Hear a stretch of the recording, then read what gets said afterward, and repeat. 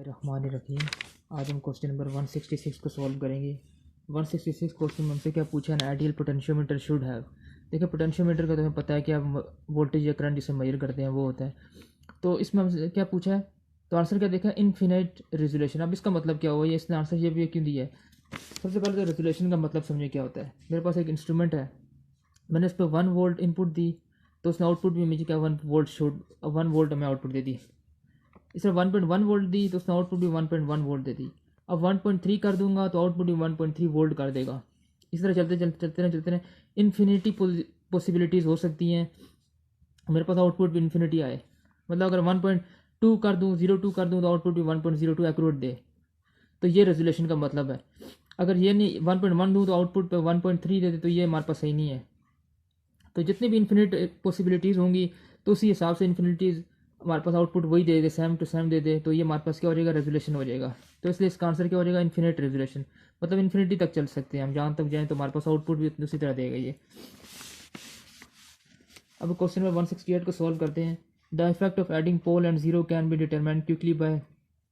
अब ये body plot इसने क्यों दिया है, तो सबसे पहले ये समझते हैं। तो इसमें भी आने से पहले थोड़ा सा हमें पोल और जीरो का पता होना चाहिए कि पोल किसे कहते हैं, जीरो किसे कहते हैं।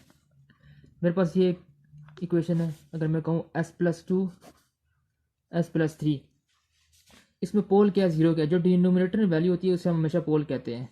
जहाँ पे टी एस की वैल्यू इन्फिनिटी आ जाए तो वो हमारे पास पोल है। अगर यहाँ पे एस की वैल्यू मैं -3 पुट कर दूँ तो आप देखेंगे टी एस की वैल्यू हमारे पास क्या आ जाएगी, इन्फिनिटी आ जाएगी। तो हमारे पास ये एक पोल हो गया, एस इक्वल टू -3 पे। पोल को रिप्रेजेंट किस तरह करते हैं, यहाँ पे -3 पे यूँ रिप्रेजेंट करेंगे क्रॉस से। जीरो क्या हो जाएगा इसका, जहाँ पे टी एस की वैल्यू जीरो हो जाए, मतलब एस की वैल्यू -2 पुट करेंगे तो ये हमारे पास टी एस क्या आ जाएगा, हमारे पास आप देखेंगे जीरो आ जाएगा। तो ये हमारे पास पोल जीरो हो गया, ये हमारे पास पोल हो गया। अब दूसरी चीज़ समझ लें, लॉग स्केल जिसे हम डीबी स्केल भी कहते हैं। अगर मैं एक ग्राफ लूँ, इसमें अगर मैंने यहाँ से लेकर यहाँ तक मेरे पास कितनी वैल्यू है, 100,000, इस 10,000। अगर मैंने इस ग्राफ में यहाँ पे 588 को शो करना है, 588 को शो करना बहुत मुश्किल हो जाएगा मेरे लिए। मैं इस ग्राफ पे नहीं शो कर सकता। इसी तरह 999 को कहाँ मैं शो करूँगा, नहीं कर सकता, मुश्किल हो जाएगा। तो हम इसलिए लॉग स्केल लेते हैं। लॉग स्केल में क्या फ़ायदा हो जाता है हमारे पास, लॉग स्केल में सिंपल हमने क्या करना होता है, लॉग 10 जिस तरह की वैल्यू लेंगे, अगर हम लॉग 10 ये हमारे पास क्या हो जाएगी, 1 हो जाएगी। मतलब क्या हुआ, 10 टाइम हमने वैल्यू लेनी, यहाँ पे 10 हो गया लॉग में। इस तरह लॉग 10 100 2 टाइम, यहाँ पे 100 का मतलब क्या हो जाएगा, ये वैल्यू यहाँ पे 2 है, 2 dB, 1 dB, 2 dB।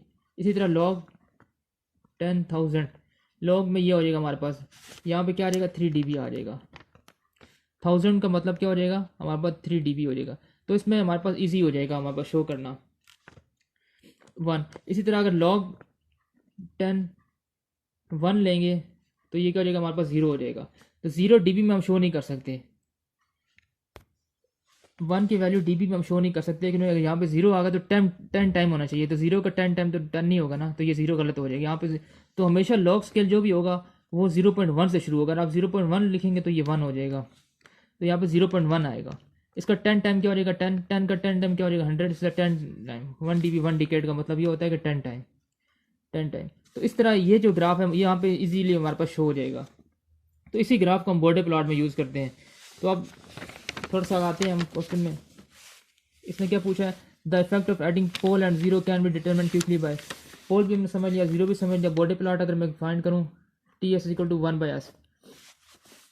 तो इसका जो हमारे पास क्या है, जो डिनोमिनेटर वैल्यू होती है वो हमारे पास पोल होता है।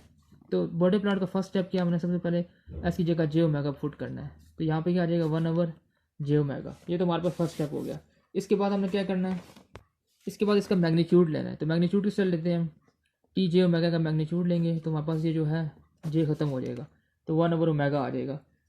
थर्ड स्टेप क्या करेंगे, हम इसको 20 लॉग में ले लेंगे, 20 लॉग टी ओमेगा। तो ये हमारे पास 20 लॉग 1/ओमेगा आ जाएगा। तो अब इसी तरह लॉग में क्या हो जाएगा, 20 लॉग 1 माइनस ये 0 हो जाएगा। तो इस तरह यहाँ पे क्या आ जाएगा, -20 लॉग ऑफ डब्ल्यू ओमेगा। तो इसे हमने शो करना है। इसे हम शो किस तरह करेंगे, देखिए ये हमारे पास क्या है, यहाँ पे ये मैं 20 dB में ले लूँ, 20 dB है मतलब। अब यहाँ पे इसी तरह मैं लॉग स्केल लिया हुआ है, पहले हमारे पास क्या वैल्यू आती है 1 आती है, फिर क्या 10 टाइम होगा, 10 होगा, फिर 1000 होगा, यहाँ से 0.1 से शो करेंगे। अब 20 log 1 मतलब क्या, इसका जो स्लोप है वो 20 से जो है हमारे पास डिके होगा, 20 dB पर डिकेड से मतलब हमारे पास जो है वो स्लोप आएगा। जिस तरह 1 डिकेड कहाँ से कहाँ तक, यहाँ से लेकर यहाँ तक 1 डिकेड है ना, तो 1 डिकेड में क्या हो जाएगा 20 स्लोप से ये डाउन आएगा यूँ, इस तरह करके। फिर समझे, 1 डिकेड हम चले तो 20 dB जो है ना हमारे पास डाउन आएगा ग्राफ इसका स्लोप।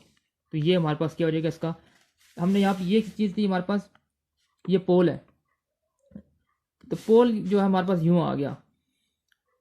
हम इजीली जो है एनालाइज कर सकते हैं, जब भी इस तरह का जब स्लोप आएगा, सॉरी ये -20 dB है, -20 dB, अगर इस तरह का स्लोप हमारे पास चल के आएगा यूँ आएगा, तो इसका मतलब क्या हो जाएगा हमारे पास, ये हमारे पास पोल है, हमने पोल ऐड किया सिस्टम। अब इसी तरह अगर हम जीरो का ऐड करेंगे TS = S, तो आप देखेंगे तो मैं इसलिए तो वही स्टेप है TJ⍵, यहाँ पे J⍵ आ जाएगा। अब मैग्नीट्यूड ले लें TJ⍵, इसका मैग्नीट्यूड क्या हो जाएगा ओमेगा आ जाएगा।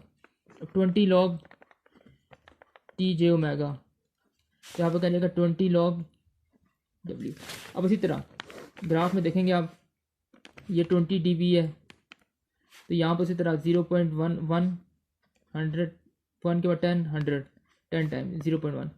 अब क्या हो जाएगा, हम 20 dB पर डिकेड का मतलब है इसका, एक डिकेड चलेंगे तो 20 dB से ये जो है ना इसका, 1 dB चलेंगे तो 20 dB जो है ना इसका वो स्लोप आएगा। मतलब ये हम 1 dB चले तो 20 dB इसका स्लोप आएगा। तो अब इसका मतलब क्या हुआ, ये हमारे पास क्या था, ये 0 था, तो 0 का जो हमारे पास स्लोप है वो यूँ आ रहा है, और जो हमारे पास पोल का स्लोप यूँ आ रहा है। तो हम इजीली जब भी कोई क्वेश्चन आएगा तो हम इजीली आइडेंटिफाई कर सकेंगे, अगर इस तरह का स्लोप आ जाएगा तो ये हमारे पास क्या हो जाएगा, पोल हो जाएगा।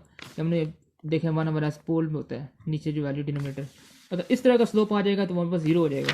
तो इसलिए इस क्वेश्चन में दे रखा है नंबर 68 में, the effect of adding pole and 0 can be determine quickly by body plot. Body plot से हम इजीली जो है इसको एनालाइज कर सकते हैं। बिस्मिल्लाहिर्रहमानिर्रहीम। अभी हम क्वेश्चन नंबर 169 को सॉल्व करेंगे। Steady state the velocity error of type 1 system will B. देखिए सबसे पहले तो हमें एरर का पता होना चाहिए कि कंट्रोल सिस्टम एरर किसे कहते हैं। ये क्वेश्चन हम पहले भी कर चुके हैं। मेरे पास एक ब्लॉक है GS, जिसे मैं कह सकता हूँ। तो एरर को समझने के लिए ये डायग्राम मैंने बनाई है। एरर का मतलब क्या होता है, अगर मैं 2 वोल्ट दे रहा हूँ तो डायरेक्ट हमारे पास आउटपुट भी 2 वोल्ट आ रही है, तो एरर कोई नहीं होगा अगर ये फीडबैक नहीं है।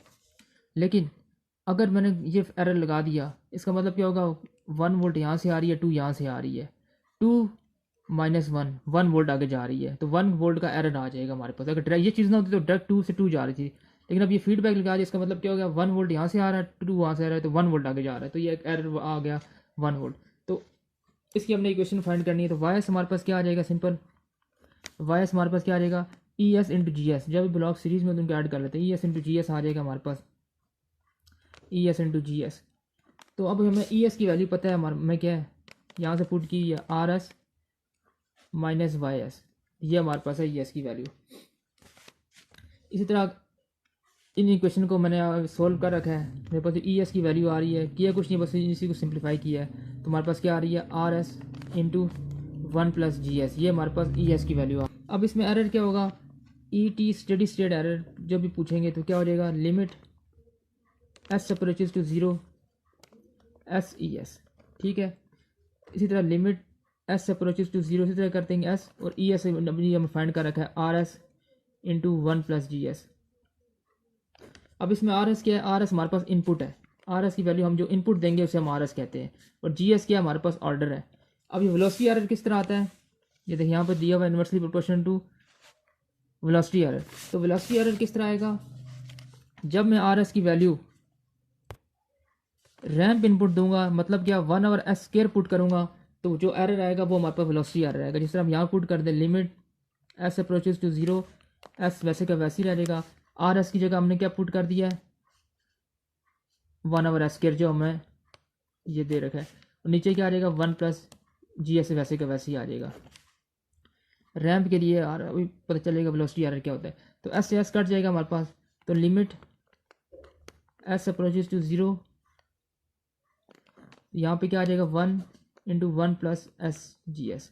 ठीक है, अब जो लिमिट अब पुट करेंगे यहाँ पे एस की जगह एस 0 पुट करेंगे तो ये तो हमारे पास इसके साथ आ जाएगी। मतलब क्या हो जाएगा, तो ई टी स्टेडी स्टेट क्या आ जाएगा हमारे पास 1 over S G S limit S approaches to 0। तो ये जो वैल्यू होती है इसी को हम वेलोसिटी एरर कहते हैं, के वी। वेलोसिटी एरर क्या हो जाएगा, के वी हो जाएगा। तो इसका मतलब क्या हुआ, ई टी स्टेडी स्टेट हमारे पास क्या आ जाएगी, ई टी स्टेडी स्टेट हमारे पास क्या आ जाएगी, इनवर्सली प्रोपोर्शनल टू 1 ओवर के वी वेलोसिटी एरर के। अभी हमने वेलोसिटी एरर प्रूव कर दिया कि वेलोसिटी एरर क्या है, ये हमारे पास velocity error S D S. मतलब स्टेडी स्टेट एरर जो है हमारे पास आ रहा है ई टी स्टेडी स्टेट, वो किसके इनवर्सली प्रोपोर्शन है, ये गैन कांस्टेंट जी सी जी एस के इनवर्सली प्रोपोर्शन है। तो यहाँ पे ये देख लें क्या पूछ भी यही है, in steady state the velocity error of a type 1 system will be inversely proportional to the gain constant of the system. तो हमने यहाँ प्रूव कर दिया है स्टेडी स्टेट एरर किसके इक्वल है, इनवर्सली प्रोपोर्शन है गैन कांस्टेंट के। ये सारा प्रूव करने का यही मकसद है कि हमारे पास एंड में ये रिजल्ट आ जाए। तो इसको प्रूव भी कर दिया है कि स्टेडी स्टेट एरर जो है गैन कांस्टेंट के इनवर्सली प्रोपोर्शन है। गैन कांस्टेंट ये है, स्टेडी स्टेट एरर ये है। तो मेरे पास ये वाई एस की वैल्यू आ रही है, आउटपुट की वैल्यू ये हमारे पास आउटपुट है, ये हमारे पास इनपुट की वैल्यू आ रही है। अब उसने क्या पूछा है, अगर इनिशियल कंडीशन 0 हो जाए, if the initial condition of a system are specified to be 0। मतलब क्या इनिशियल कंडीशन क्या होती है, जैसे ये वैल्यू है वाई 0 वाई डैश ऑफ 0, ये अगर 0 हो जाए मतलब क्या हो जाएगा, ये कट जाएगा हमारे पास, ये कट जाएगा। तो हमारे पास क्या आ जाएगा, जो इनपुट देंगे वो तो आएगा ही आएगा। ये इनपुट हमने दिया, एक्स का मतलब क्या होता है इनपुट, इनपुट दिए वो भी आया और साथ कुछ ना कुछ वैल्यू भी आई, एनर्जी भी आई है, कुछ चीज़ लेके आया। मतलब क्या हुआ, सिस्टम है तो रेस्ट पे, क्योंकि इनिशियल कंडीशन नहीं है इसमें, है रेस्ट पे, लेकिन कुछ ना कुछ एनर्जी भी स्टोर की हुई है इसमें साथ। इसका आंसर क्या, system at rest but store energy. क्यों, अगर वाई ऑफ 0 की वैल्यू अगर मैं 1 पुट करता कुछ वैल्यू आती, मतलब क्या इसमें एनर्जी रेस्ट में नहीं है। अगर वाई ऑफ 0 की जगह दूसरे स्टेप में 2 पुट कर लेता है तो कोई और वैल्यू आती, सिस्टम चली जा रहा है। लेकिन अभी क्या ये सब वैल्यू 0 है, सिस्टम तो रेस्ट में हो गया लेकिन कुछ ना कुछ एनर्जी स्टोर की है। तो इसका आंसर ये हो जाएगा।